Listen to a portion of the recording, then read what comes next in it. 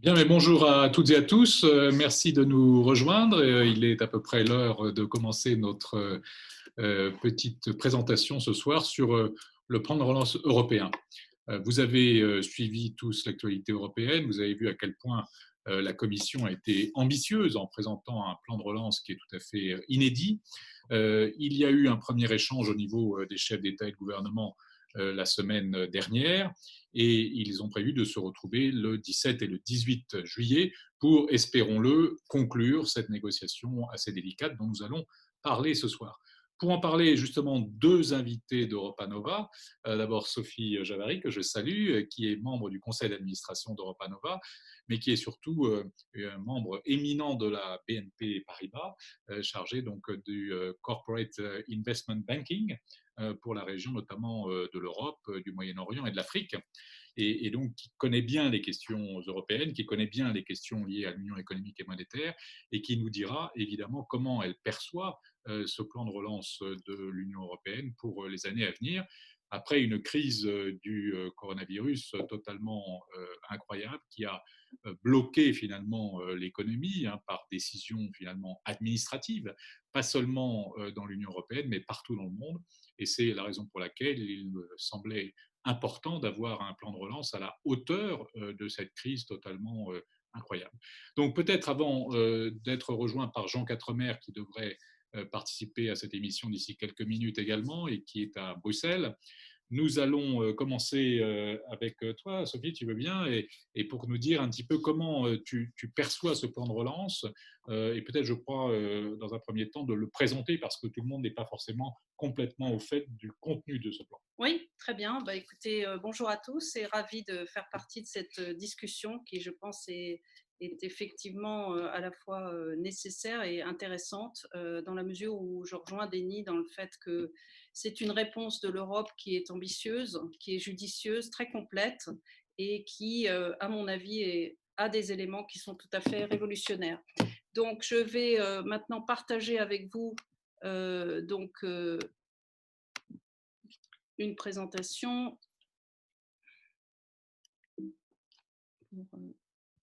Voilà. Donc, en 4 points très rapides. Le premier sur qu'est-ce que c'est que ce choc économiquement, qu'on ait les grands chiffres en tête, le plan. Ensuite, la révolution que constitue le fait que l'Union européenne va emprunter sur les marchés pour financer ce plan et également veut se doter d'une force de frappe directe en matière de levée d'impôts et de taxes. Donc le choc en Europe, et vous le voyez en fait illustré sur ce graphe, on était sur des parcours de croissance dans l'eurozone qui certes ralentissaient, mais qui étaient sur en moyenne 2% entre 2017, 2018 et 2019. Et vous voyez le brutal choc de l'économie que nous nous sommes imposés volontairement pour réagir à la crise sanitaire. Et donc sur ce graphe, c'est une baisse de PIB de la zone euro qui, selon les estimations, est entre 8 et 10%. Le graphe gris clair sur 2020, c'est si jamais il y avait un deuxième choc. Donc, on va essayer de ne pas prendre cette hypothèse Oui. extrêmement pessimiste et rester dans le fait qu'il faut déjà surmonter ce premier choc du Covid, donc avec des estimations soit de la Commission, soit de l'OCDE qui sont sur cette baisse massive de PIB. Et qu'est-ce qu'on voit? C'est que certes, il est prévu une croissance en 2021, donc en fait un retour, enfin une récupération, mais cette récupération ne va pas nous permettre en 2021 de récupérer le niveau que nous avions en 2019. Donc on est sur une pente d'amélioration qui va être lente. Donc c'est un V, mais un V qui n'est pas tout à fait égal entre la descente et Oui, la on parle un peu remontée. d'une racine carrée aujourd'hui. Voilà, Oui, c'est ça. exactement. Ouais.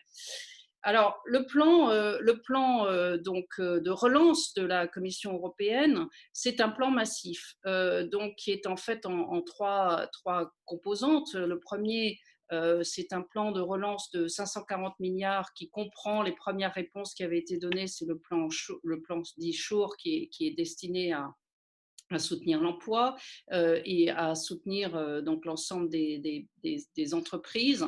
Et puis donc un nouveau plan donc temporaire de 750 milliards d'euros.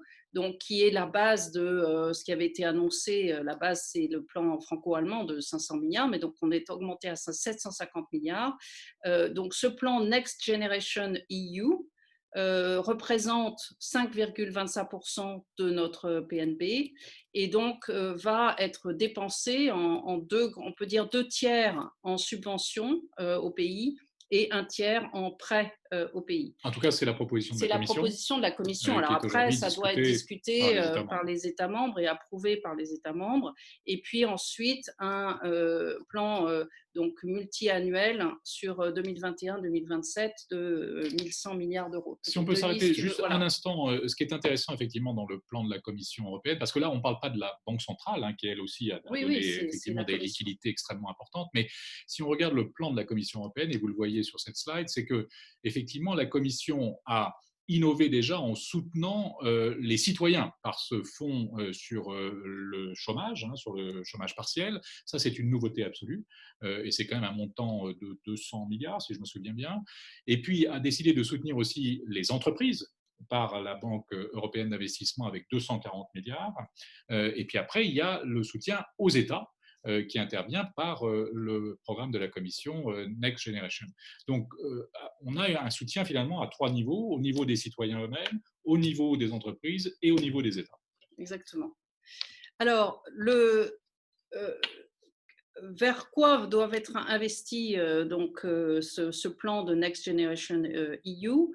Donc c'est une nouvelle facilité de 560 milliards. Donc c'est un plan d'investissement en fait, c'est une nouvelle masse de manœuvre en fait budgétaire qui va être octroyée aux États pour des réformes, pour des investissements et notamment exprimé vers la transformation verte, donc on est bien dans le plan vert de la Commission, et la transition digitale, plus la résilience des économies nationales, avec l'idée qu'il faut retrouver une convergence entre les économies qui ont le plus souffert et celles qui ont le moins souffert. Et puis ensuite, donc, une enveloppe de 55 milliards qui, elle, est spécifiquement destinée à corriger les imperfections entre les pays, à corriger et à aider les pays qui ont été impactés le plus sévèrement. Ensuite, un plan sur le climat, une enveloppe de 40 milliards, une enveloppe de 15 milliards pour l'agriculture et une enveloppe de près de 10 milliards pour spécifiquement la santé. Ça, je crois que c'est assez nouveau aussi d'avoir un plan d'investissement qui est spécifiquement désigné sur la santé et qui va en partie répondre à essayer d'éviter, je pense, ce qu'on a vécu, c'est-à-dire une non-préparation manifeste de l'Europe à ce que pourraient être des crises sanitaires futures. Donc la grande révolution pour moi, c'est le fait que la Commission européenne souhaite pouvoir financer ce plan Next Generation EU en émettant directement des obligations sur les marchés financiers. Donc 750 milliards sur une période assez courte 2020 à 2024, avec des obligations qui pourront durer de 33 à 30 ans. Et donc, certains ont pu dire que c'était un moment hamiltonien. Donc, ils se réfèrent en cela au fait que pour la première fois en 1790, l'État fédéral américain avait émis des bonds pour le compte de l'État fédéral. Il y a certainement, c'est une dette qui, de facto, même si elle est, on ne veut pas le dire, mais elle est de facto mutualisée, puisque c'est les différents pays qui assument derrière le risque. Et moi, je crois, et on y reviendra sûrement, que c'est en fait révolutionnaire pour l'euro, parce qu'il va y avoir un appétit extraordinaire des investisseurs pour cet instrument, qui sera un instrument sans risque, à l'instar des Treasury Bonds américains. Et quand on voit la taille de ce plan d'endettement par rapport à la façon dont le Trésor émet, actuellement il en émet environ 200 milliards par an, l'ensemble de la dette, de tout l'encours de dette espagnole, c'est 1200 milliards. Donc on voit qu'on va avoir un émetteur qui, dans 4 ans, représentera déjà plus de la moitié de ce que l'État espagnol emprunte. Tout ça dans un contexte, je vous le rappelle, où à cause de l'excédent budgétaire allemand, les Allemands avaient cessé d'émettre de la dette. Donc ça va remplacer pour moi le Bund en tant que placement sans risque dans l'euro. Et c'était l'un des volets pour l'internationalisation de l'euro qui manquait, c'était d'avoir cet instrument sans risque. Donc je pense que sans vouloir le dire, on est dans une étape tout à fait révolutionnaire pour les marchés. Et puis, je vais finir sur cette présentation en disant que dans l'annonce de la Commission, également une étape qui pour moi est un game changer, c'est le fait que la Commission, qui jusqu'à maintenant, et l'Union européenne, elle est financée par les contributions des États et puis par une part de la TVA, mais qui est perçue par les différents États, la Commission européenne a dit qu'elle se préparait à émettre des taxes, émettre des impôts, lever de l'impôt aux bornes de l'Europe, soit pour le carbone, soit pour sur les data. Et donc, cette capacité qu'aura la Commission à se doter de cette force fiscale est, à mon avis, un élément qui est aussi révolutionnaire. Donc, c'est tout ça que je pense qu'il était nécessaire de présenter avant que nous rentrions dans la discussion. Merci beaucoup, Sophie, c'est très clair et ça donne effectivement vraiment l'ampleur de ce programme de la Commission européenne. Tu as appelé ça une révolution. Alors, si Jean Quatremer est avec nous, est-ce que, cher Jean, tu considères que c'est une révolution, ce plan de la Commission européenne? Jean Quatremer.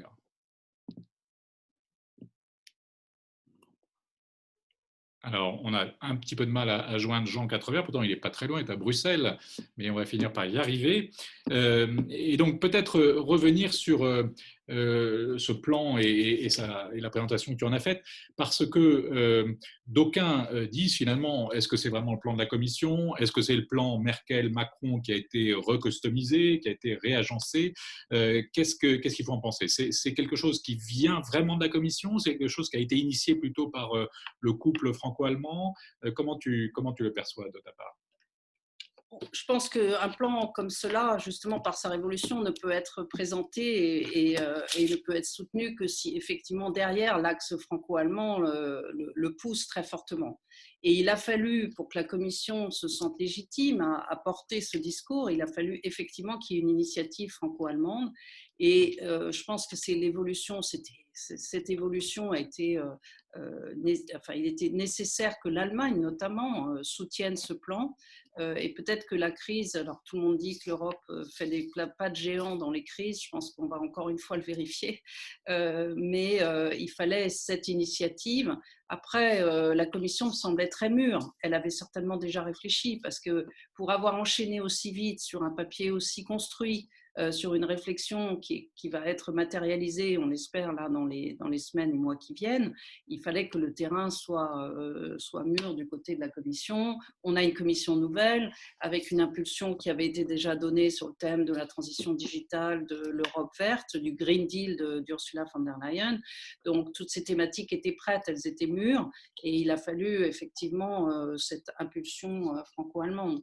Donc, moi, je suis assez frappée par la capacité de réaction finalement. On est tous, les premiers pays sont rentrés en confinement début mars, et on a un papier aussi élaboré qui est sorti le 27 mai. Absolument.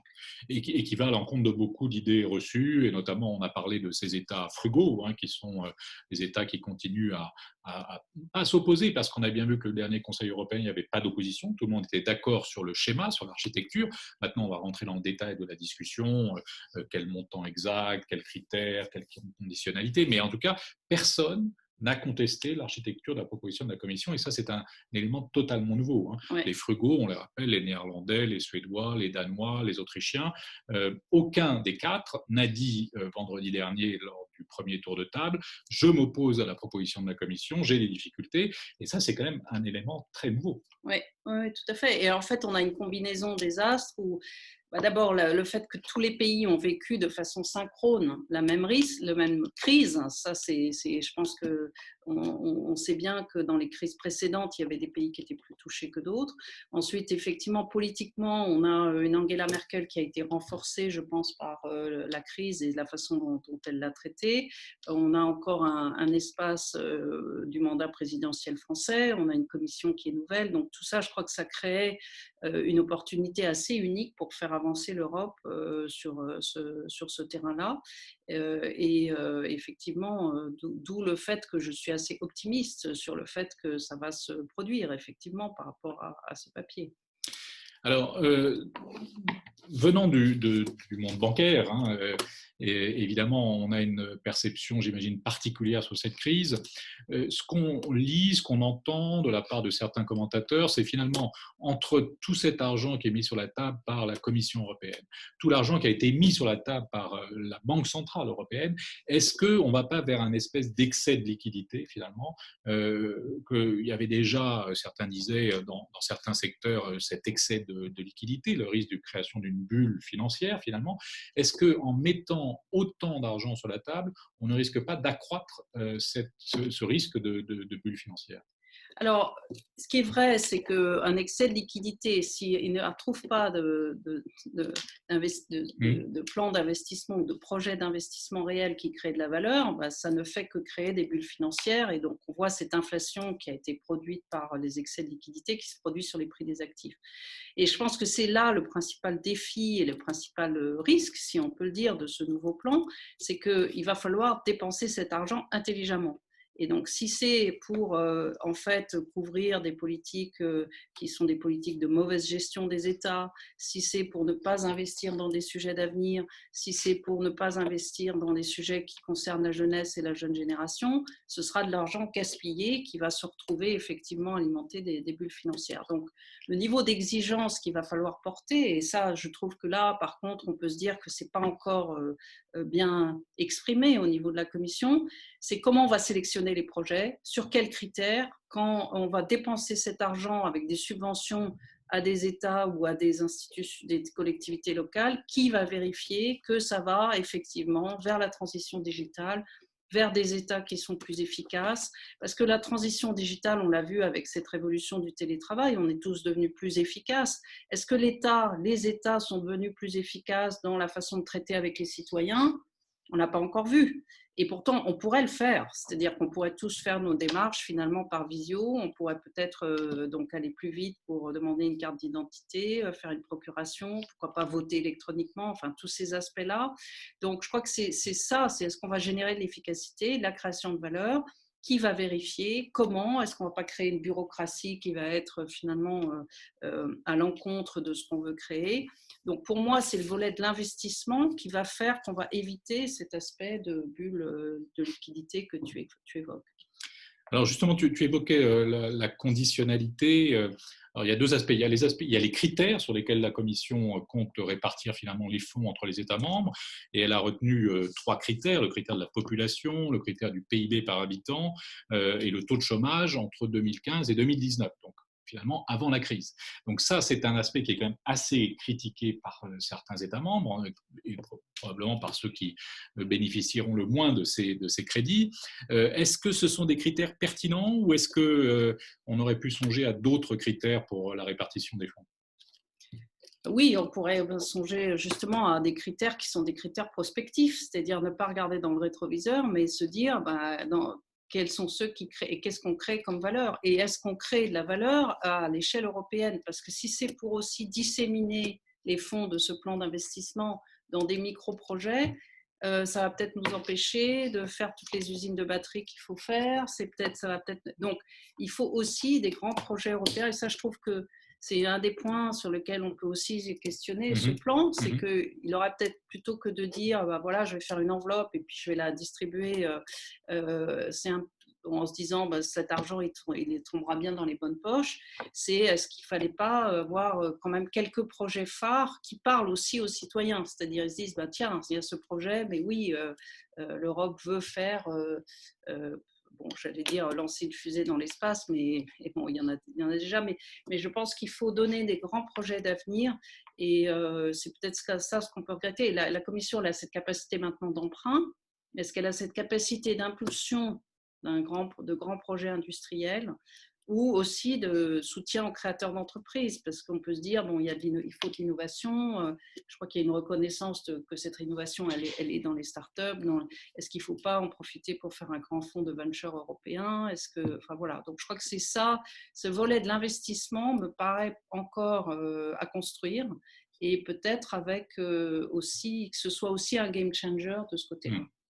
En tout cas, les priorités qui ont été définies, qui avaient déjà été identifiées par la Commission européenne, hein, à savoir donc le Green Deal, hein, ce pacte vert, et puis le digital, ça te paraît les bonnes priorités aujourd'hui? C'est dans ce sens qu'il faut avancer?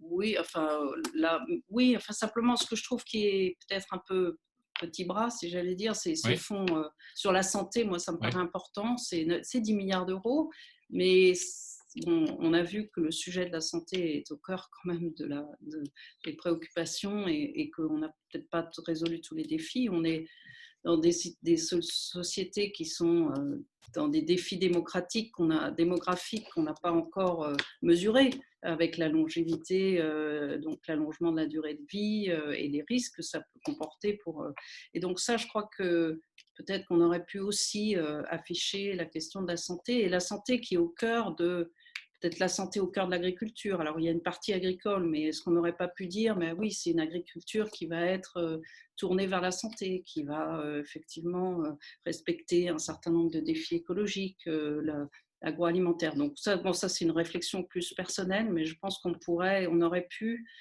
avec le fait qu'on a vécu une crise sanitaire, en fait, prendre ça en compte pour en fait montrer que Faire une priorité plus faire une importante. priorité Hmm. stratégique. Et on a vu qu'on était quand même en Europe très dépendant. Il a fallu aller chercher tous les masques en Chine. On s'est aperçu que le Doliprane, on n'était peut-être pas autonome pour en avoir si on devait soigner tout le monde.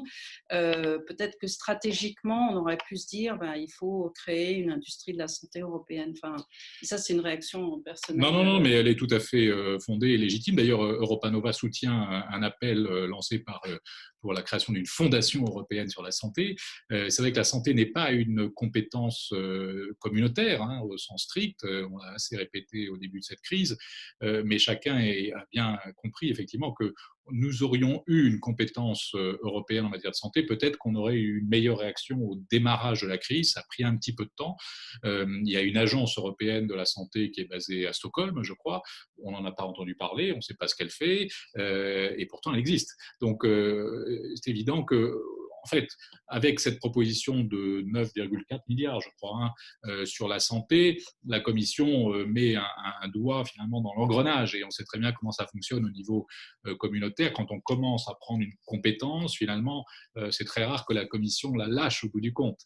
Donc, si les États membres se mettent d'accord sur l'architecture de la proposition de la Commission, qui comprend ce volet santé, on peut espérer effectivement à terme qu'il y aura une compétence plus forte de l'Union européenne en matière de santé. Et d'ailleurs, j'observe que c'était le premier chapitre de la proposition Macron-Merkel, hein, du 18 mai, si je me souviens bien, dans lequel il y avait effectivement un chapitre sur les questions de santé. Alors, peut-être sur les conditionnalités, parce que donc il y a les critères, comme on vient de l'évoquer, de répartition entre les États membres, et ça va être certainement sujet à discussion, hein, dans les débats entre les chefs d'État et de gouvernement. Mais il y a aussi les conditionnalités, c'est-à-dire qu'il y a une conditionnalité économique, c'est-à-dire qu'on a demandé finalement que les États membres qui recevraient ces fonds entreprennent des réformes. Et finalement, il y a beaucoup de critiques qui disent on est finalement comme dans les périodes précédentes, où vous aviez la Troïka qui venait vous contrôler, donc la Troïka composée de la Commission, de la Banque centrale et du troisième, FMI. du FMI, merci. Et là, on a effectivement aussi le risque d'avoir finalement un contrôle pour la mise en œuvre des réformes, sinon les États membres ne pourront pas bénéficier de cette aide. Est-ce que c'est quelque chose qui était souhaitable? Il faut poursuivre dans ce sens-là, ou est-ce que ça ne risque pas de créer de nouveau cette critique vis-à-vis d'une bureaucratie, justement, que tu évoquais tout à l'heure, qui impose ses propres règles, ses propres réformes aux États, et donc empiète sur la souveraineté nationale? Oui, alors ce qu'on peut dire, c'est que c'est peut-être une concession justement aux pays frugaux. C'est-à-dire qu'on voit bien en Allemagne, en Autriche, aux Pays-Bas, il y a cette réflexion de dire mais pourquoi est-ce que nous, on gère bien notre maison et pourquoi est-ce qu'il faut qu'on donne de l'argent à ceux qui ne savent pas bien la gérer? Donc oui, c'est une concession, mais qui est probablement nécessaire justement pour arriver à cet accord. Et ensuite, les modalités dans lesquelles ce sera fait sont à examiner. Mais je pense que ça me semble absolument nécessaire qu'on ait effectivement cet accent qui est mis sur la réforme et la réforme des États. Et encore une fois, je pense qu'on parle de révolution digitale. On est tous, et on est tous, je pense, frappés que cette révolution digitale, elle doit pénétrer davantage le fonctionnement de nos États, le fonctionnement, et pour un fonctionnement plus vertueux, des, et qui probablement amènera à une réduction des nombres de fonctionnaires. Et donc ça, je crois que ça me paraît tout à fait normal par rapport au niveau d'exigence et par rapport au fait qu'on est passé à cette mutualisation de la dette. Ça me semble tout à fait nécessaire qu'on arrive à ce niveau de formalisme. Alors, on essaie toujours de joindre Jean Quatremer, comme quoi la digitalisation n'est pas encore complètement passée dans le quotidien, et je pense qu'on va parvenir à le joindre, je l'espère du moins. En tout cas, tu as dit au tout début que c'était une révolution et qu'on ne mesurait pas à quel point cette proposition était révolutionnaire. J'aimerais qu'on revienne un peu sur ce point, que tu nous dises effectivement, et que tu élabores peut-être un peu ce que tu disais, que je trouve très très intéressant, sur cette capacité finalement de l'euro à devenir une monnaie internationale grâce à cette proposition. Parce que jusqu'à présent, c'est vrai que l'euro représente, je crois, 15% peut-être. Ah, c'est beaucoup plus maintenant. C'est plus maintenant. Oui, la part des échanges. Justement, D'accord. alors je crois que c'est un des éléments, c'est que l'euro, comment est-ce qu'on peut mesurer le caractère international d'une devise? C'est effectivement la part dans les échanges mondiaux. Donc, et là, la part de l'euro dans les échanges mondiaux a en fait beaucoup cru. Donc, on est probablement à 30 ou 35%, alors qu'on était à 15% il y a 10 ans. Donc l'euro commence à s'imposer comme une monnaie de facturation. Bon, alors ça ne l'est pas dans certains marchés. On peut dire qu'il y a deux marchés qui résistent. C'était l'aéronautique, jusqu'à ce que maintenant ce soit un peu plus effondré. Mais pourquoi Airbus facturerait ses avions en dollars et pas en euros? Et puis le pétrole. Mais hormis cela, on voit que dans les échanges entre les entreprises, l'euro a gagné ses galons. En revanche, ce n'est pas encore une monnaie internationale de réserve parce que si vous devez investir dans l'euro, si vous êtes par exemple la banque centrale chinoise ou la banque centrale japonaise, il vous faut un instrument pour investir. Et la banque centrale, elle ne va pas acheter des actions. Alors, pour acheter des actions L'Oréal, c'est peut-être la bienvenue, ou des obligations de corporate. En réalité, ce qu'elle veut, c'est un instrument sans risque. Donc, qu'est-ce qu'elle faisait? En fait, il y a à sa disposition les Bunds allemands, mais on voit que c'est des rendements négatifs. Il y en a de moins en moins, comme je le disais. Sinon, les bons du Trésor français. Et puis, à part ça, est-ce qu'elle va financer l'Italie? Là, on peut se dire c'est un peu plus risqué. Donc, et il n'y avait pas un instrument représentatif de ce qu'est l'euro. Alors que si la Banque centrale chinoise, et on le sait, c'est un des principaux détenteurs de treasury bonds américains. Donc c'était ça ce qui manquait dans ce rôle de monnaie de réserve que doit jouer une devise. Et le troisième point, donc ça c'est vis-à-vis de l'extérieur. Le troisième point, et c'est pour ça qu'il va falloir poursuivre l'union des marchés de capitaux, c'est qu'on n'a pas des marchés de capitaux unifiés à l'échelle de l'Europe. Donc il y a encore énormément de barrières qui sont opposées au fait qu'un corporate espagnol peut librement venir émettre, emprunter dans les autres pays.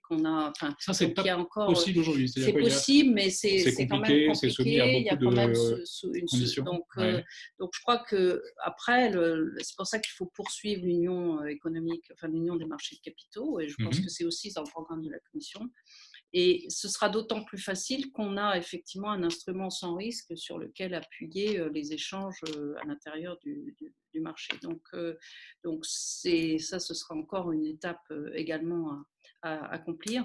Mais cette étape essentielle de créer un instrument de dette sans risque représentatif de l'euro est quelque chose qui, pour moi, est effectivement très important dans cette internationalisation de l'euro, qui est bien sûr assoit la souveraineté de l'Europe et est un facteur très positif pour notre économie.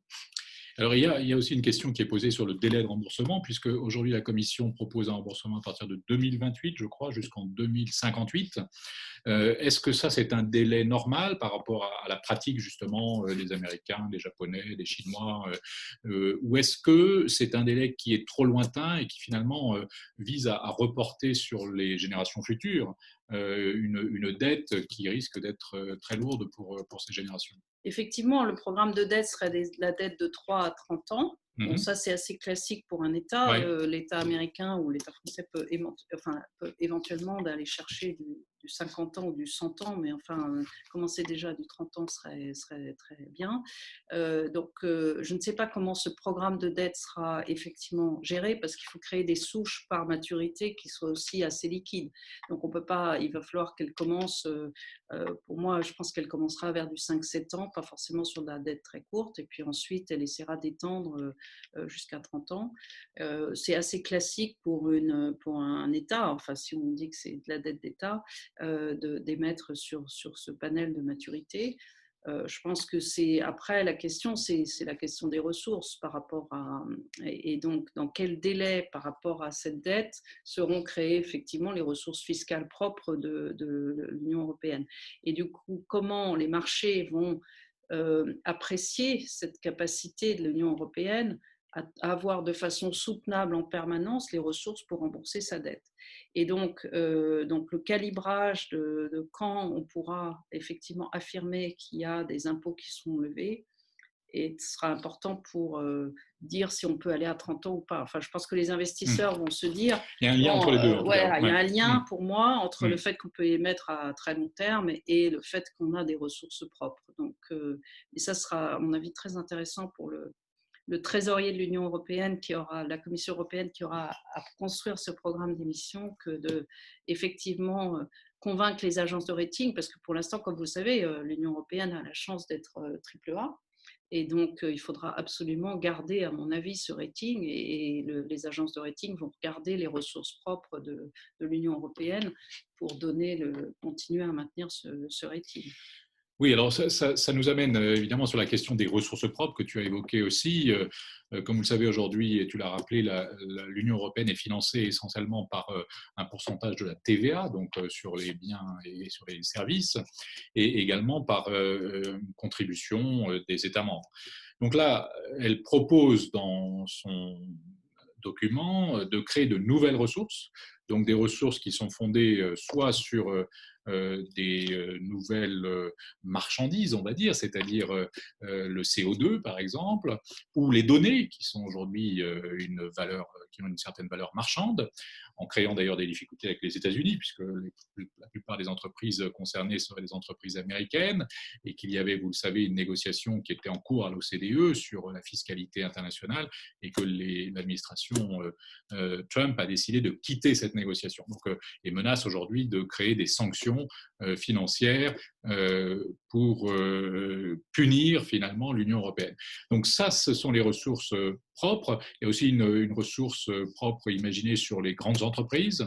Et donc, pour toi, ça fait partie de l'équilibre. C'est-à-dire que le paquet de la Commission européenne, il est crédible que s'il y a aussi la création de ces ressources propres? Oui, d'une certaine façon. Enfin, pour qu'il soit effectivement crédible à long terme et puis peut-être se pérenniser d'une certaine façon, il faut effectivement aller vers ce mécanisme de ressources propres.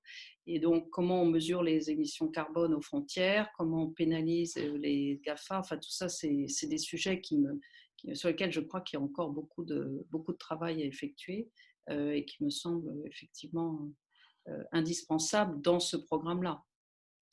Très bien. Alors, merci beaucoup, Sophie. Je crois qu'on a réussi à rejoindre Jean Quatremer, outre Quiévrain, comme on dit. Est-ce que, Jean, tu nous entends? Est-ce que tu as pu saisir quelques éléments de notre discussion? Et en tout cas, la question que je voulais te poser, évidemment, d'abord, merci d'être avec nous, hein, Jean Quatremer. Attends, d'abord, est-ce que vous m'entendez? Européennes. Est-ce que la question que je voulais te poser, c'était est-ce que tu penses, comme Sophie Javary, que cette proposition de plan de relance de la Commission européenne est révolutionnaire? Alors, est-ce que d'abord vous m'entendez? On t'entend très bien. On ne te voit pas, Bon, mais on... parce que comme ça fait à peu près 20 minutes qu'on essaye de résoudre ce mystère informatique, donc je n'ai pas entendu, hélas, ce qui a été dit avant. Donc, je risque peut-être de répéter ce qui a été dit. Donc, Non, mais c'est pas plus mal parce que ça permet évidemment d'avoir ta réaction et comment toi tu perçois ce plan de relance. Est-ce que tu trouves que c'est un plan de relance révolutionnaire? Est-ce que tu penses que c'est un plan que la Commission a imaginé toute seule de son côté ou que c'est très lié à l'initiative franco-allemande? Enfin, on aimerait avoir ton appréciation de ce plan de relance. Clairement, on est en train de vivre ce que les anglo-saxons appellent un moment hamiltonien du nom de Alexander Hamilton, qui était le premier secrétaire au Trésor. À l'époque, c'était un jeune homme de 30 ans, des tout jeunes États-Unis d'Amérique, qui en 1790, justement, a persuadé le Congrès de lancer des emprunts communs aux différents États, aux 13 États d'origine des États-Unis, et de se porter garant des dettes des différents États qui étaient au bord de la banqueroute à cause des frais engendrés par la guerre de la Révolution américaine. Et c'est un moment très intéressant parce que, bon, à l'époque, on n'avait pas conscience, évidemment, qu'il s'agissait d'un moment hamiltonien, parce que c'est le moment qui a vu le basculement de la Confédération américaine, extrêmement lâche, vers une fédération américaine. Alors, ça mettra beaucoup plus de temps qu'on ne le croit à se transformer véritablement en fédération, parce qu'il faudra attendre très longtemps, par exemple, notamment la crise de 1929, pour que la réserve fédérale, donc une banque centrale américaine, voit le jour.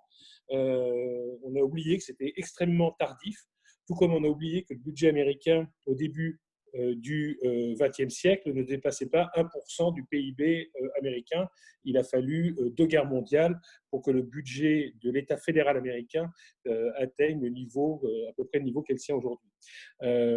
Donc, moment hamiltonien, c'est ce basculement justement vers un destin commun qui n'était pas du tout évident. En 1790 encore, il n'était pas du tout certain que les différents États accepteraient de se fondre dans une fédération. Et même beaucoup d'analystes à l'époque pensaient que le destin de l'Amérique du Nord, c'était que chaque État soit indépendant, parce qu'il y avait trop de différences culturelles. Même la langue était la même, curieusement, mais les différences culturelles, les traditions étaient différentes d'un État à l'autre, et beaucoup d'observateurs pensaient que ça ne se transformerait pas en l'État que sont devenus les États-Unis d'Amérique aujourd'hui. Donc nous, on connaît ce moment hamiltonien aujourd'hui, 70 ans après le début du lancement de la construction communautaire. Ça a été beaucoup plus lent chez nous parce que nous sommes des États plurimillénaires. En plus, Des la vieilles différence nations. des États... Pardon ? Des vieilles nations. Nous, en tous les cas, nous sommes une nation, parce que je ne suis pas persuadé que la Belgique soit une nation, ça on pourra en discuter longuement. L'Italie, on pourrait s'interroger aussi. L'Espagne, je pense qu'on peut le remettre en cause. Mais en tous les cas, nous sommes des États plurimillénaires, et surtout des États qui, depuis 1500 ans, se sont fait une guerre incessante. Comme le disait François Mitterrand en 1995, au moment de son discours d'adieu au Parlement européen, la France a fait la guerre à tous les États européens, sauf au Danemark, et je ne sais pas pourquoi, je pense qu'on a dû l'oublier. Donc, c'est pour donner un peu une idée d'où l'on part. Donc, que ça ait pris 70 ans et surtout 20 ans après le lancement de la monnaie unique, ce n'est pas étonnant. Et c'est d'autant plus, ce qui est d'autant plus surprenant, c'est le moment de ce basculement. Parce qu'il y a encore 3 mois, il y a encore 2 mois, personne n'aurait imaginé que la Commission européenne présenterait un tel plan. Alors, il faut voir qu'elle ne le sort pas de son chapeau. L'idée est d'abord française, ça, il faut le dire, parce que, comme toujours, c'est la France qui propose des idées novatrices. Ensuite, la chancelière s'y est ralliée lors d'un discours au Bundestag le 13 mai. Et ensuite, il y a eu une proposition franco-allemande le 17 ou 18 mai, enfin lundi suivant, Oui. où les Français et les Allemands ont proposé la création de ce fameux fonds de relance doté de 500 milliards d'euros. Ce qui est très novateur dans ces 500 milliards d'euros, ce n'est pas tellement le fait qu'on s'endette on s'endette ensemble, parce que le pas avait été franchi quelques semaines auparavant avec le fonds qu'on appelle SURE en français, SURE en anglais, qui est un fonds qui permet de 100 milliards d'euros, qui permet donc la Commission d'emprunter 100 milliards d'euros sur les marchés et de les reprêter aux États. Mais c'est chaque État qui remboursera la dette. Le côté très novateur de ce fonds, c'est qu'il s'agit de ce qu'on appelle de subventions, entre guillemets, multiples guillemets, c'est-à-dire que l'argent sera distribué en fonction des besoins et sera remboursé par le budget communautaire. Donc, c'est vraiment un moment hamiltonien, c'est-à-dire qu'on va enfin disposer d'un budget fédéral. Donc, on est d'accord alors. 750 milliards d'euros. On est d'accord sur l'aspect révolutionnaire. Mais c'est la révolution européenne, clairement. Et surtout qu'il faut bien voir que tout le monde dit que ce plan, enfin, le fonds de relance est prévu pour 2-3 ans, même si le remboursement se fera sur 30 ans. Des 750 milliards, 500 milliards de subventions, 250 milliards de prêts, mais la partie 250 milliards, à mon avis, ne survivra pas aux négociations à 27. Donc, les 500 milliards de prêts seront remboursés sur 30 ans. Mais quand on va s'apercevoir, d'ici 2-3 ans, 4 ans, qu'au final, emprunter en commun ne coûte rien, parce qu'on va emprunter à des taux zéro, voire à des taux négatifs. C'est-à-dire que les investisseurs vont payer pour nous prêter de l'argent, parce que c'est la garantie des 27. Donc, le risque de ne pas être remboursé est inférieur à zéro. Et qu'ensuite, c'est le budget communautaire qui rembourse. Et si on revient à l'origine du budget communautaire, c'est-à-dire si on le dote de ressources propres et qu'il est alimenté par des ressources propres qui ne grèvent pas la compétitivité des entreprises européennes et qui sont payées par l'extérieur, en quelque sorte, ou par des acteurs économiques qui aujourd'hui ne payent pas d'impôts au sein de l'Union européenne, mais les États membres, évidemment, vont se shooter à ce nouveau trésor européen. Fantastique, ça ne dégrade pas nos comptes. Ce sont des dépenses d'investissement qui sont contrôlées par la Commission. Donc, ça ne va pas servir, comme on l'a fait avec les fonds structurels en Grèce, à augmenter de 160% les fonctionnaires, pardon, 126%, pardon, les fonctionnaires grecs en l'espace de 8 ans. Et ce sera des dépenses qui vont au contraire intégrer davantage le marché intérieur, renforcer la convergence économique au sein de la zone euro, et c'est un enjeu fondamental pour la survie de la zone euro.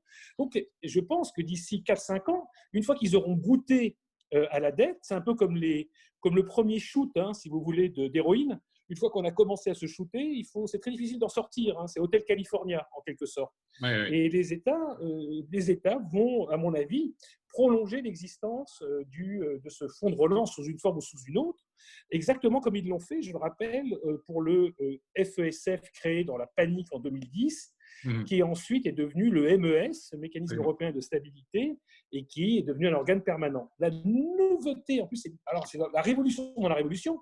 En 2010-2012, on a créé un organe intergouvernemental. C'est pour ça que en 2010-2012 n'est pas un moment hamiltonien. C'est les États qui gardent la haute main sur le fonctionnement du MES, du Mécanisme européen de stabilité. Là, ça va être la Commission, c'est-à-dire c'est un organe quasi fédéral qui va gérer cet argent et qui va s'assurer qu'il sert bien aux buts qui ont été arrêtés en commun. Donc là, vraiment, on est vraiment on est en train de réaliser le rêve des pères fondateurs. Voilà. Alors, tu as évoqué le F-word, le mot fédéral. Donc, pour toi, c'est un moment fédéral et est-ce qu'il a été permis, entre autres, parce que les Britanniques ne sont plus là? C'est une excellente question parce que je dirais que le Brexit coïncide avec l'arrivée du coronavirus. Je ne veux pas être complotiste, mais quand même, ça tombe magnifiquement bien. Parce que c'est pas seulement ce moment, l'Union européenne n'en profite pas seulement pour vivre ce moment hamiltonien, mais elle est en train de liquider tout l'héritage idéologique que les Britanniques ont importé en Europe. Depuis 1974, mais je dirais l'arrivée de Margaret Thatcher en 1979. Et cet héritage idéologique, c'est devenu autant de tabous européens, autant de morceaux de la vraie croix que personne ne pouvait contester. Et ceux qui le contestaient étaient renvoyés dans l'enfer de l'europhobie. Je pense par exemple, la rigueur budgétaire, mais ça c'est plus tardivement et c'est pas la Grande-Bretagne, ça c'est l'Allemagne, mais par exemple la politique européenne de concurrence, la politique commerciale qui a consisté à nous ouvrir grand et sans exiger une réciprocité de nos partenaires commerciaux. Il ne s'agit pas de défendre évidemment le protectionnisme, mais il s'agit de demander par exemple aux Chinois de nous accorder le même accès au marché que nous leur accordons, et ce qui n'est absolument pas le cas aujourd'hui. Ils manipulent leur monnaie, et nous ne pouvons on a on a perdu Jean là à l'instant, mais il va revenir certainement. Allô? Oui, oui. Ah, vous m'entendez là? Oui, oui, c'est bon, c'est bon. Allô? Revenu. Pour moi, c'est bon. Vous OK. m'entendez? Non, mais très bien, très bien. C'est bon. Alors, donc, je disais simplement que la politique commerciale d'une naïveté. Pardon? vas-y. Oui, je disais donc, une politique commerciale qui a consisté à s'ouvrir sans exiger de réciprocité, la fin de toute politique industrielle. C'est quelque chose d'hallucinant, alors que l'Europe a été fondée justement. L'un des piliers européens, c'est la politique industrielle. La politique agricole commune, qu'est-ce d'autre que de la politique industrielle, de l'interventionnisme étatique? De même, on a instauré le primat du marché, le primat absolu du marché, la déqualification de la puissance publique depuis 30 ans. Et aujourd'hui, par miracle, en l'espace de 3 mois, tout ça est mis à la poubelle. La politique industrielle, c'est fantastique. Regardez, on précommande un vaccin qui n'existe pas. On subventionne avec les budgets publics des entreprises qui n'ont pas encore créé le produit qu'on veut pour avoir un vaccin contre le coronavirus. Aujourd'hui, l'idée d'avoir des champions européens ne révulse plus personne, même pas les Néerlandais, c'est dire. Le libre-échange est remis en question. Les Pays-Bas, pourtant pays libre-échangiste, vient de refuser de ratifier l'accord Union européenne-Mercosur, qui était critiqué chez nous, en particulier donc par l'extrême gauche, la gauche radicale et la droite radicale. C'est les Néerlandais qui sont en train de le tuer, etc. etc. On a mis entre parenthèses aussi, évidemment, la rigueur budgétaire, parce que de toute façon, c'était absolument intenable si on voulait sauver nos économies. Et tout ça… Sans parler oui, voilà, et des règles de concurrence qui sont c'est juste magique ce qu'on a fait, mais c'est pas sans danger. Encore une fois, on a suspendu effectivement nos règles en matière d'aide d'État, et le risque, c'est que l'Allemagne, qui sur à peu près les 1000 milliards, je crois que c'est 1000 milliards d'aides d'État qui sont déversées dans le système économique, pour aider les entreprises, l'Allemagne, on a déversé 500 milliards, soit la moitié. Donc le vrai risque, si on ne crée pas une capacité commune d'endettement, c'est que l'Allemagne réussisse à sauver la plupart de ses bijoux de famille, de ses entreprises, et qu'à terme, les entreprises allemandes rachètent toutes les entreprises européennes ou investissent des marchés qui jusque-là pouvaient lui livrer une concurrence, une forte concurrence. Et donc, on risque de voir réapparaître un impérium allemand qui est absolument politiquement inenvisageable, d'où le pas d'Angela Merkel. Parce qu'Angela Merkel a bien compris que s'il n'y avait pas de solidarité, si l'Allemagne n'aidait pas massivement ses partenaires, politiquement, ses partenaires n'accepteraient pas, évidemment, de passer sous la coupe économique et politique de l'Allemagne, et surtout les peuples, parce que ce qui va se passer, c'est qu'en France, on va élire Marine Le Pen, en Italie, on va élire Salvini, voire pire, etc., etc. Donc, c'est aussi très politique. Donc, en tous les cas, pour revenir à ta question, c'est très amusant, la concordance des temps entre le Brexit et l'arrivée du coronavirus qui nous a permis de nous débarrasser de l'idéologie thatchérienne qui a fait tant de mal. Elle nous a apporté beaucoup de choses en même temps, mais elle nous a fait surtout beaucoup de mal parce que c'était devenu des morceaux de la vraie croix que personne ne pouvait contester, et ça nous a amené à mener des politiques complètement absurdes. Par exemple, je te donne un exemple et j'arrête, pour Galileo, donc le système de navigation européen, ce ne sont pas des fusées européennes qui les lancent, ce sont des fusées russes. Et figure-toi qu'on a échappé, comme par miracle, à des fusées chinoises. Quand même, la Commission s'est réveillée à un moment en disant on ne peut quand même pas donner ça aux Chinois pour lancer nos satellites stratégiques. Imagine une seconde les Américains confiant le lancement de leurs satellites stratégiques aux Européens. Ça n'arriverait tout simplement pas. Oui, nous, on l'a fait. Nous sommes des génies. Je parlais de fusée tout à l'heure, mais je pense que ce que je disais tout à l'heure, c'est que je pense que c'est révolutionnaire pour l'Union européenne, mais c'est aussi un pas de géant pour l'euro en tant que devise. Et cette adéquation qui est maintenant beaucoup plus grande entre l'eurozone et l'Union européenne fait qu'on va pouvoir avancer aussi sur l'union des marchés de capitaux, et l'euro va se trouver renforcé en tant que devise. Donc il y a aussi des aspects, disons, sur le plan des marchés financiers qui sont des aspects révolutionnaires. C'est un point, effectivement, Jean, parce que je crois que tu n'étais pas encore arrivé, mais Sophie a beaucoup insisté, et je crois qu'elle a raison, sur le fait que c'était un moyen de donner finalement à l'euro cette dimension internationale qui lui manquait jusqu'à présent. Peut-être tu peux revenir en deux mots Oui, non, là-dessus. ce que je disais, Jean, Que... c'était le fait qu'on va doter effectivement l'euro d'un instrument sans risque, à l'instar des treasury bonds américains, et qui manquait, puisque en fait, comme l'État allemand n'emprunte plus, puisque le budget était devenu excédentaire, on n'avait pas cet instrument sans risque qui est un instrument essentiel dans le fonctionnement des marchés de capitaux et l'euro en tant que monnaie de réserve. Donc, c'est extrêmement important. Voilà. Ça va permettre aussi, à mon avis, de terminer l'union bancaire.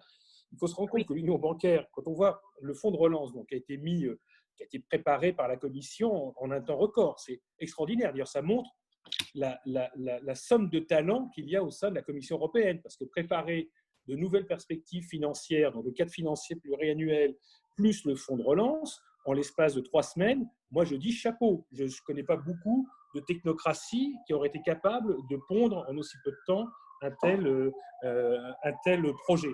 Mais il faut voir que pour l'union bancaire, ça fait quand même 10 ans que c'est sur la table. Ça fait 10 ans que les Allemands freinent. Et là, je pense qu'on va aussi on va terminer la mise en place de l'union bancaire, puisque ce qui manque toujours, c'est la mutualisation de la garantie bancaire, qui est toujours pour l'instant nationale, que les Allemands ont bloqué. Et ça va permettre quelque chose de fondamental. Un élément important, et je reviens sur le Brexit aussi, oui. Qui a profondément modifié la géopolitique de l'Union européenne. Avant, avec les Britanniques, les pays hors zone euro pesaient 1/3 du PIB de la zone euro. Avec le départ des Britanniques, les pays hors zone euro sont epsilon. C'est, je crois, 10% à peu près, même pas, du PIB de la zone euro. Ça change fondamentalement la structure de pensée de l'Union européenne. Avant, il fallait faire toujours attention lorsqu'on mettait en place le projet aux pays hors zone euro. Ouais. Cette fois-ci, plus aucune précaution. D'ailleurs, c'est très intéressant. Le fonds de relance ne s'adresse pas qu'à la zone euro, il s'adresse aux 27. Et dans les pays qui sont les plus radins, donc nos 4, ce qui s'appelle frugaux, alors que la frugalité, il ne devrait pas s'appeler frugaux, parce que la frugalité, c'est quelque chose qu'on applique à soi-même et qu'on n'impose pas aux autres, me semble-t-il. Donc, ils ont une morale assez particulière. Donc, les Pays-Bas, l'Autriche, le Danemark et la Suède, il y a 2 pays dans la zone euro et 2 pays hors zone euro. C'est intéressant. Donc, on voit que les équilibres sont en train de changer. Et ça veut dire quoi? Ça veut dire que ces pays hors zone euro, en tous les cas, n'ont plus les moyens de bloquer les avancées communes. Ça, c'est clair et net. Ils n'ont plus les moyens politiques. Ils pourront le faire une fois, ils pourront mener des batailles de retardement, mais ils ne pourront plus faire ce que, par exemple, les Britanniques ont fait avec l'union bancaire, qui sont quand même pas mal retardés aussi en exigeant des garanties pour la place financière de Londres. Alors, on a évoqué évidemment le caractère peut-être positif du Brexit.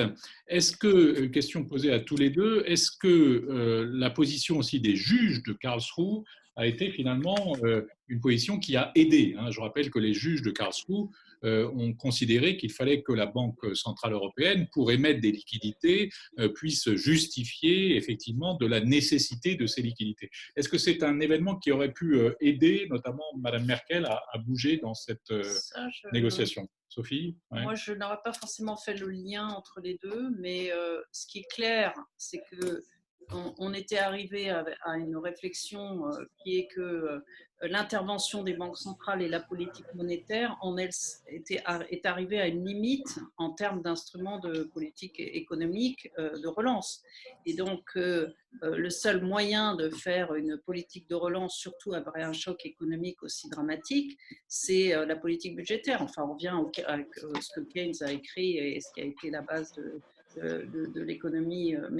Mais donc, il faut un plan de relance budgétaire. Et ce plan de relance budgétaire, je pense que Jean en a parlé, c'est qu'il faut créer un plan de relance qui recrée les conditions d'une demande et d'une demande structurelle par les infrastructures, etc.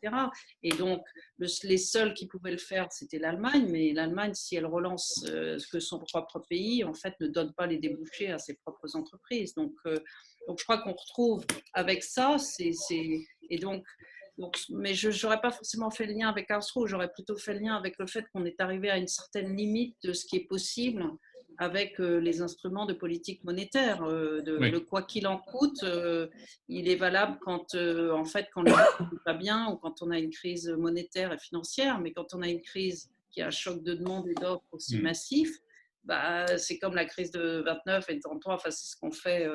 C'est ce qu'a fait Roosevelt, il faut un plan massif un New Deal. New Deal, voilà. Jean, sur Karlsruhe, tu penses que ça n'a pas joué de rôle ou... Moi, je pense au contraire que ça a joué un rôle fondamental. Donc, l'arrêt date du 5 mai. Le discours de la chancelière se ralliant à la capacité d'endettement commun et le 13 mai, et l'accord franco-allemand donc le 18 mai. 18 mai, la séquence temporelle est très importante. Pourquoi est-ce que pour moi ça a joué un rôle très important?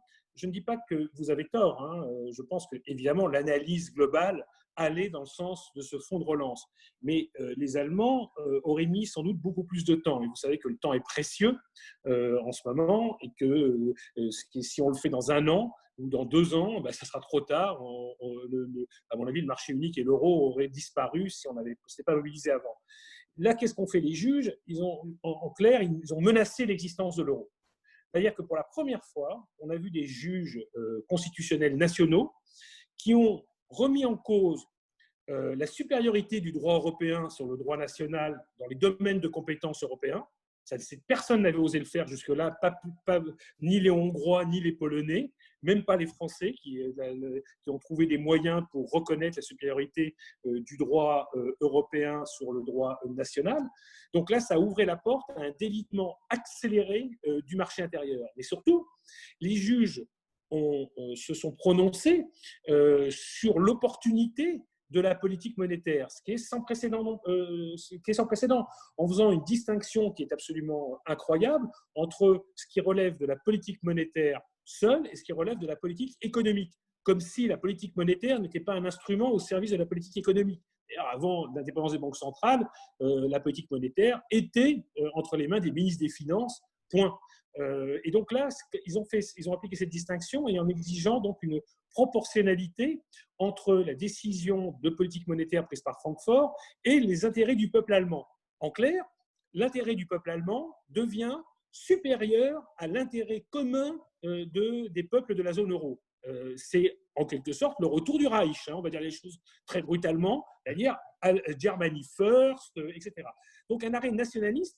Je ne suis même pas sûr d'ailleurs que les juges, parce que pour moi ce sont des crétins, c'est ce qui ont rendu cet arrêt, aient compris ce qu'ils faisaient, puisqu'après le président sortant de Karlsruhe a expliqué qu'il ne voulait pas remettre en cause la supériorité du droit européen et qu'en fait c'est à l'insu de son plein gré que le coup est parti. C'est quand même pas brillant de la part d'un juriste de carrière. Et de même, sur la politique monétaire, je crois qu'il n'avait pas non plus compris que ça remettait en cause l'existence de l'euro et donc ça remettait en cause l'indépendance de jugement des autorités politiques légitimement élues. Ça allait très très très loin. C'est une décision politique. Donc Angela Merkel s'est retrouvée, et elle a horreur de ça, Angela Merkel. Elle s'est retrouvée dans un coin du ring, cognée par ses juges constitutionnels, et elle n'avait que 2 choix.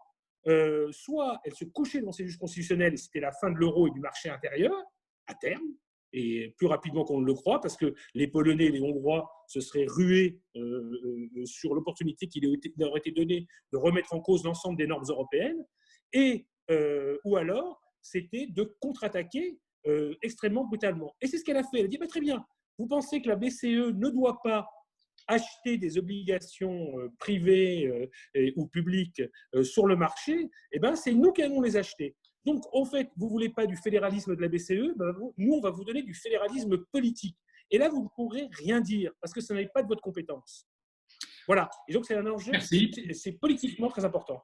Merci. Alors, on a évoqué tout à l'heure le fait que pour que ce plan de relance soit crédible, il faut non seulement qu'il y ait effectivement des sommes importantes qui soient mises sur la table, mais que ça corresponde, 1, à des projets, 2, qu'il y ait des ressources propres, et 3, qu'il y ait des conditionnalités, notamment sur les réformes. Et ça m'amène à reprendre des questions qui nous sont arrivées, et n'hésitez pas à continuer à poser des questions. La première question, c'est un peu sur les projets, c'est-à-dire, est-ce que on va vers une relocalisation, vers une vraie politique industrielle, puis on a dit quelques mots, sur le continent européen. Peut-être Sophie là-dessus? Oui, je crois que c'est effectivement, ça va de pair avec ce plan et une politique industrielle dans des investissements d'avenir et dans des investissements où l'Europe conserve ou affirme son indépendance stratégique, que ce soit donc on l'avait vu d'ailleurs dans le principe des batteries, je crois qu'il y a quelqu'un qui est en train de poser la question là-dessus, mais effectivement, les batteries pour voitures, tout le monde veut développer le véhicule hybride et les véhicules électriques, ce n'est pas acceptable que toutes les batteries viennent de Chine. Donc, je crois qu'effectivement, on a avec cet instrument la capacité de faire une politique industrielle et de faire une politique industrielle vers les segments d'avenir. Donc ça, je crois que Jean l'a évoqué. Et donc, c'est une véritable opportunité pour l'industrie et pour les économies européennes. Et on en parlait aussi sur le sujet de la santé, sur le sujet donc cette vraie réflexion que stratégiquement on a besoin et on a la capacité d'ailleurs de se doter d'une force de frappe qui nous rend à la fois souverains en fait. Donc c'est des questions de souveraineté industrielle et je crois que la crise du Covid a été un grand révélateur sur le fait qu'on était vulnérable quand on n'était pas autonome sur un certain nombre de filières. Et c'est vrai qu'on se souvient des difficultés avec lesquelles le ministre français et le ministre allemand ont construit cette initiative sur les batteries. Aujourd'hui, on a complètement dépassé ce projet par l'approche du commissaire Thierry Breton avec les écosystèmes, avec le retour d'une certaine politique industrielle.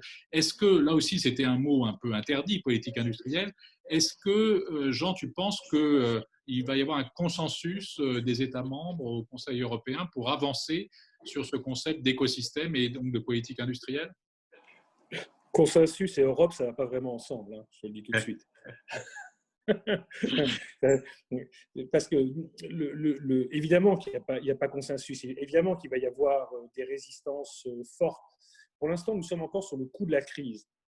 Mais comme tu le sais, l'être humain a une mémoire de poisson rouge et souvent, c'est les temps longs qui dominent sur le temps court. Donc, si on sort de la crise très rapidement, on va retrouver les vieux réflexes. Par exemple, Margrethe Vestager, the Queen of the Concurrence, donc la commissaire chargée de la concurrence, une danoise libérale, je ne suis pas sûr qu'elle ait dit son dernier mot. Elle a encore répété récemment qu'au jour d'aujourd'hui, elle refuserait à nouveau la fusion Alstom-Siemens dans le domaine du rail, visant à concurrencer, à créer un géant, une sorte d'Airbus du ferroviaire destiné à contrer la puissance des acteurs, de l'acteur chinois, en l'occurrence, dont le nom m'échappe, c'est un nom CCC, je ne sais plus combien.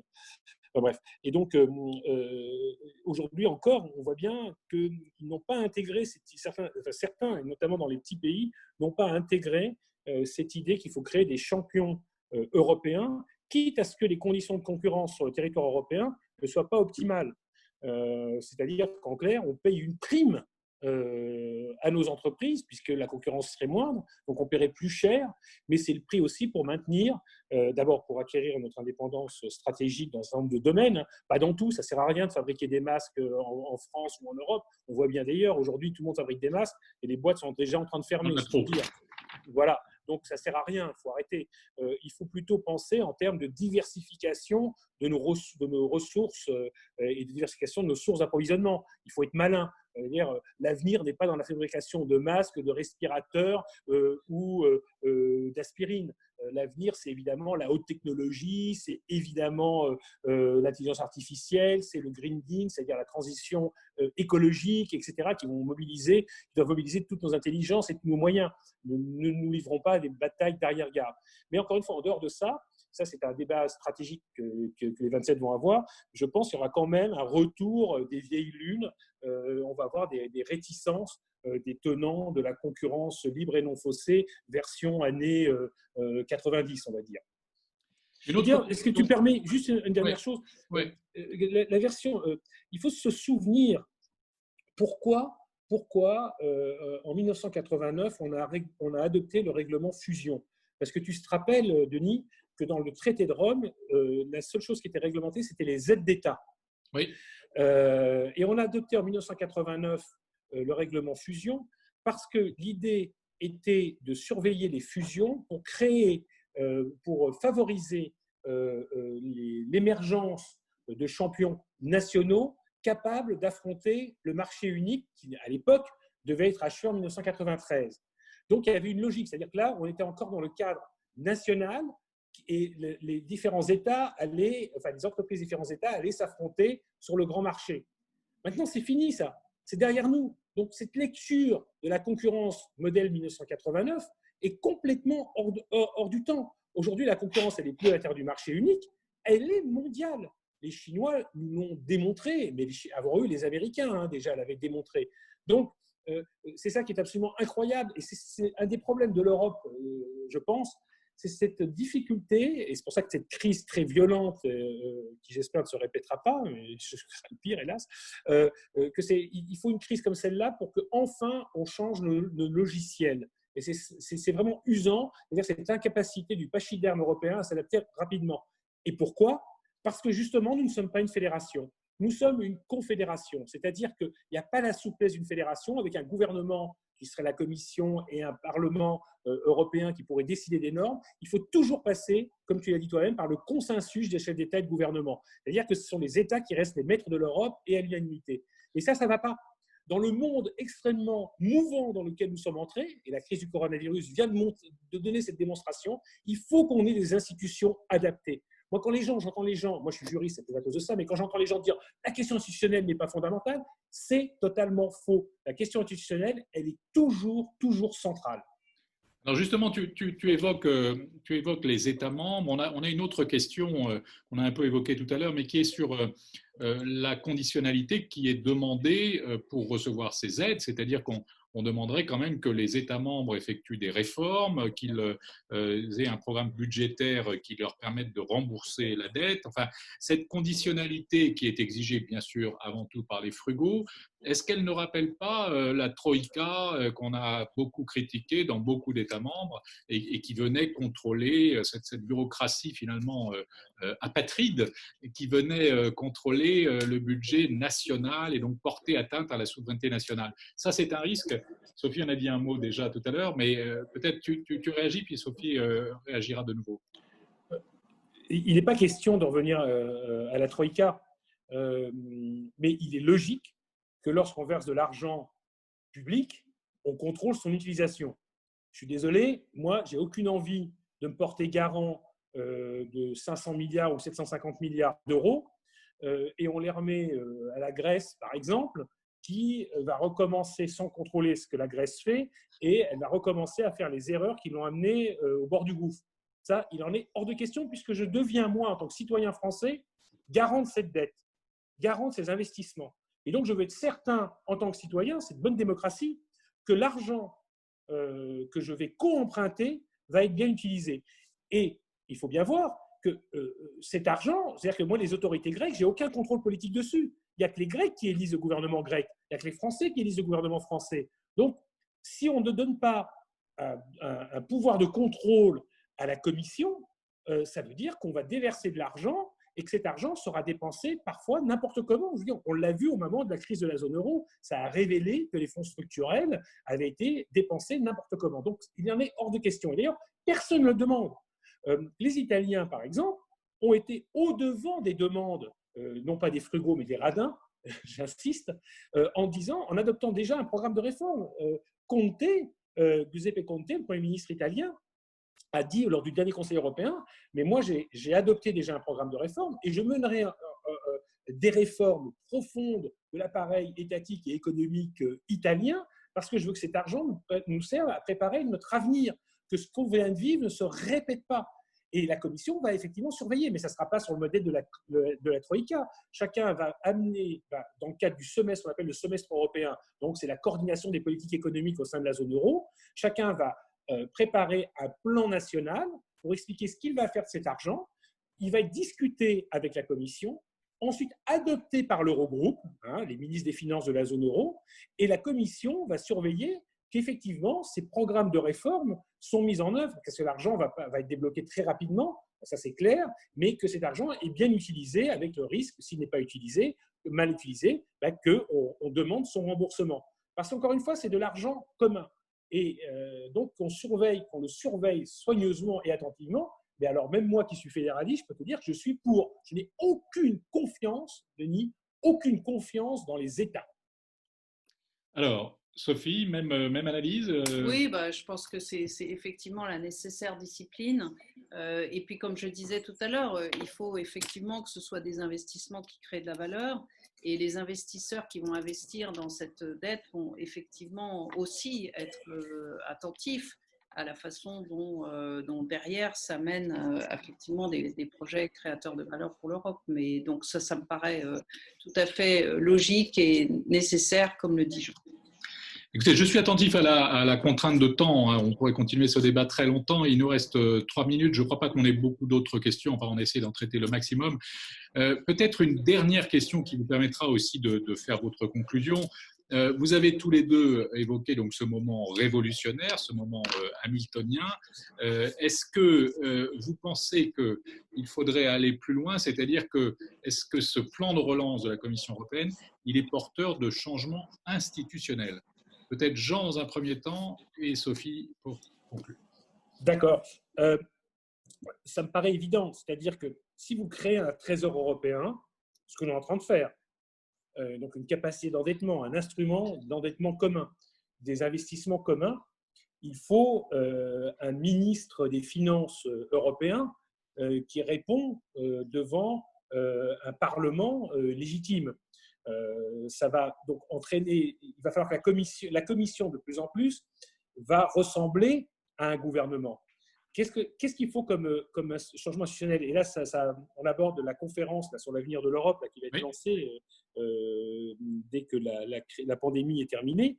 Il y aura des changements institutionnels, des changements de traités absolument nécessaires, notamment pour renforcer la capacité de contrôle du Parlement européen sur les actions de la Commission européenne, parce qu'aujourd'hui, c'est vrai, dans le cadre par exemple, du semestre européen, le Parlement européen n'a pas son mot à dire. Les parlements nationaux, oui, mais le Parlement européen n'a pas son mot à dire. Donc, il faut un pouvoir renforcé du Parlement européen parce que c'est la démocratie dans le système. Et je pense qu'il faut aller beaucoup plus loin. Je ne sais pas si on est capable de le faire. Faire enfin ce qu'on aurait dû, ce qui avait été prévu par le traité de Lisbonne, le traité constitutionnel européen, c'est-à-dire une commission resserrée avec un président de commission qui doit son élection au Parlement européen et non pas nommé par les chefs d'État et de gouvernement, ce qui veut dire aussi que le Parlement européen doit être plus légitime, c'est-à-dire créer des circonscriptions trans-européennes et que le président de la Commission soit choisi par l'ensemble des citoyens de l'Union européenne et que ce président de Commission nomme son gouvernement sans aucune contrainte d'équilibre politique, politique, d'équilibre géographique, etc., etc. Mais si le président de commission n'est pas un crétin total, il y a quand même des chances qu'il ne le soit pas, qu'est-ce qu'il fera? Il respectera évidemment l'équilibre politique, parce que s'il veut que le Conseil européen l'écoute, il a plutôt intérêt à avoir une commission politiquement équilibrée, une commission dans laquelle il n'y a pas que des petits États membres ou il n'y a pas que des grands États membres, une représentation grand-petit, une représentation nord-sud et est-ouest. Mais comme on le fait en France, regardez le gouvernement, on veille, alors pas politiquement parce que ça c'est autre chose, mais on veille à l'équilibre géographique. C'est quelque chose d'assez fascinant et qui échappe souvent au regard des observateurs, c'est comment on essaye de représenter l'ensemble des régions. Tout le monde ne vient pas de Paris, même si tout le monde a fait des études à Paris.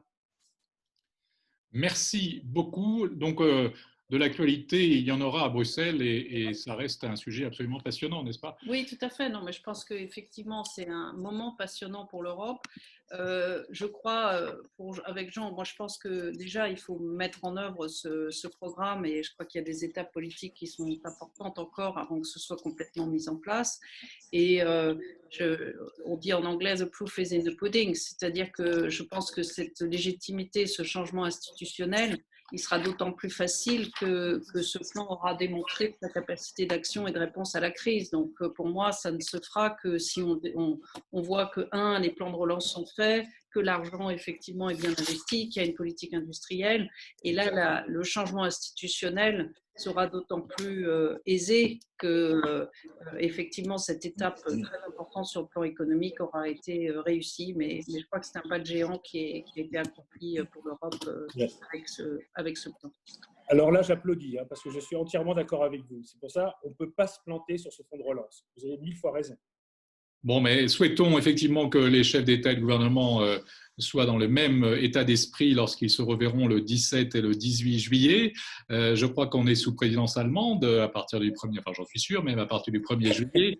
Et donc on aura, on peut le penser, une volonté de mobilisation très forte du côté de l'Allemagne pour faire accepter ce programme le plus rapidement possible et dans son ampleur la plus large possible. En tout cas, merci à vous deux, merci infiniment pour vos commentaires très éclairants. Je crois qu'on aurait pu continuer la discussion encore des heures, mais on y reviendra certainement et je trouve notamment cette idée d'une étape qui permet aussi de consolider la dimension internationale de l'euro très intéressante. Ça fait écho d'ailleurs à ton dernier livre, Jean, sur il faut achever l'euro, qui montrait bien que c'est un chantier qui n'est pas complètement terminé. Tu as évoqué aussi l'union bancaire. Donc merci encore une fois à chacun d'entre vous. Merci pour ce débat. Merci à tous ceux qui nous ont écoutés à cette heure tardive. D'habitude, quand on fait un événement comme ça avec Europa Nova, on peut terminer par un verre sympathique et amical. Malheureusement, les inconvénients du digital, c'est qu'on est contraint chacun de prendre son verre d'eau à distance. Et donc, merci encore une fois et à bientôt. Je signale simplement que notre prochain débat aura lieu le 1er juillet sur le Code européen des affaires. N'hésitez pas à vous connecter à cette occasion. Et puis, après l'été, on sera ravis de retrouver des débats aussi en direct et donc de peut-être avoir l'occasion de profiter d'un passage de Jean Quatremer à Paris aussi pour venir nous voir dans nos superbes locaux parisiens. Merci beaucoup, merci de votre attention et à bientôt. À bientôt.